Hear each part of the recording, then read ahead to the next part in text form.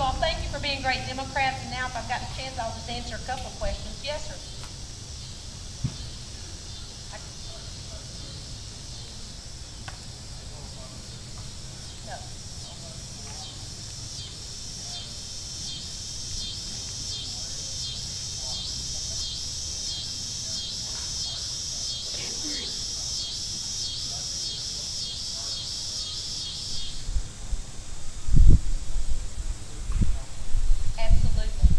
His questions, for those that didn't hear, is everybody's talking about government-run health care. That's not what President Obama is asking for. You're exactly right. It's not what any of us are asking for. What we are asking for is government to create an environment where health care delivery can work. In Medicare, it works. We got to clean up the inefficiencies because our Medicare trust fund's about to go broke. But the VA system, which I toured with the Secretary of Veterans Affairs earlier this week, is doing a tremendous job. They've instituted new medical home buddies where they can get greater efficiencies, where our vets can have their vital signs taken at home and they don't have to travel long distances to get to the VA, but can get follow-up when their vitals don't meet the standards they need. We've got good government programs, SCHIP, which we've improved and expanded upon back in February for our children, Our Kids First and Our Kids 2, Our Kids 1 and 2. They're great programs. And they're there for our children, not just because we love our children. We also know that when we invest in our children's health care, they grow up to be healthier adults.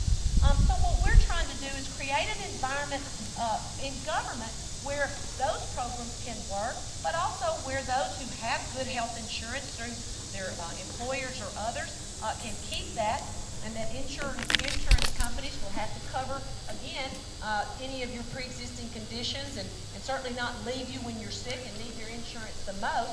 We want to prevent that from happening, and particularly for small businesses and self-employed, who are about 25 million of the 46 million uninsured. Allow them to pool themselves nationally and be able to access. But you're exactly right. In that exchange, we can provide, I call it a competitive plan is what we need.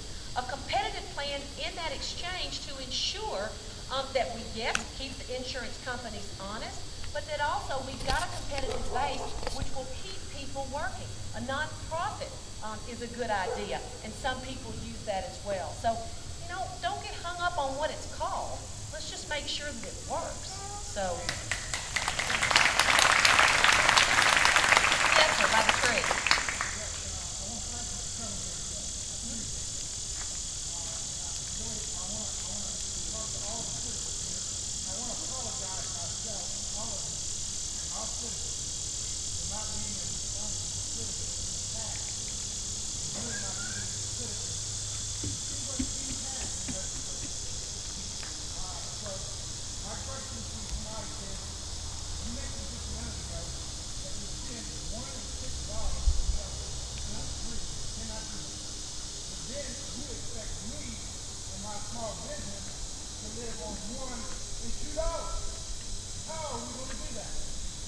Well, one of the things that we've got is in the plan that we're devising in the Finance Committee is to create for our small businesses and self-employed individuals a pool like I'm in as a federal employee.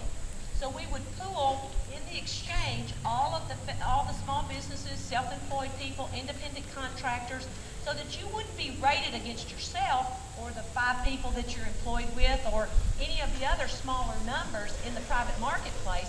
But the private marketplace would have to come to the exchange, and they would have to bargain for your business because you would be pooled with all of the other small businesses across the country.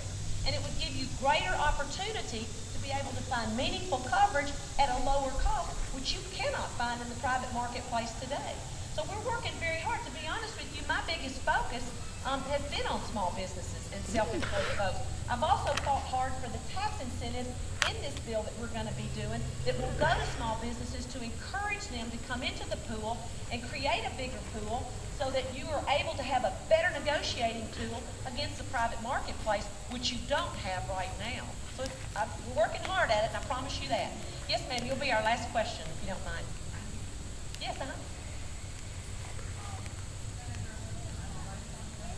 Yes, from Washington County. That's good.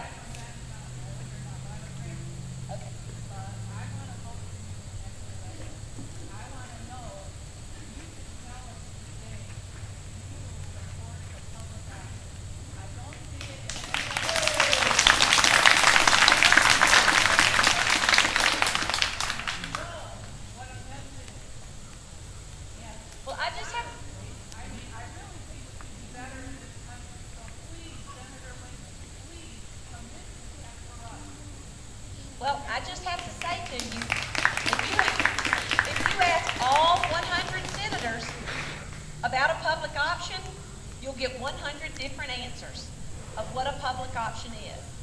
If you want an option that's going to be completely funded by the government, we cannot afford that. The Medicare is not completely funded by the government. Neither is S-CHIP, and neither is Medicaid, and neither is the VA. We can't afford to just simply put that. And I'll give you an example. I'm a huge believer in the Postal Service. I lived on a county road. They're the only ones that would bring me mail 6 days a week. UPS wouldn't do it, FedEx wouldn't do it. But the Postal Service would. They've got a $7 billion debt today. And the reason they do is because we mandate them to do something that is not competitive. And so it is critical for us to create a government